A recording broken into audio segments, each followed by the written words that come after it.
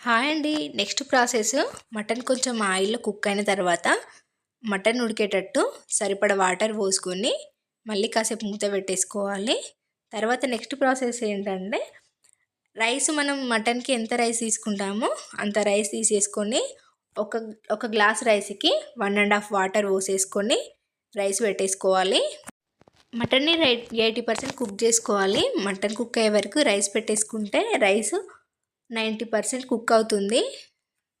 Rice boil అయ్యేటప్పుడే మనం అందులో బిర్యానీ ఆకు, బిర్యానీ పువ్వు అవి వేసేస్తే అందులో కుక్ అవుతుంది.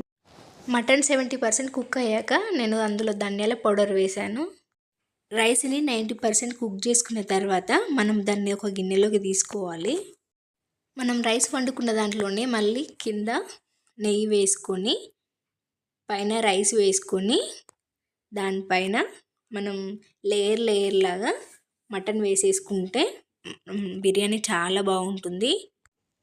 నేను రైస్ని 3 లేయర్స్ వరకు వేసాను. కింద గీ వేసి పైన రైస్ వేసి రైస్ పైన మటన్ వేసాను. మటన్ పైన ఫ్రైడ్ ఆనియన్స్ కొంచెం కొత్తిమీర వేసి మళ్ళీ గీ వేసి దానిపైన మళ్ళీ రైస్ అన్ని 3 లేయర్స్ లాగా అట్లా చేశాను.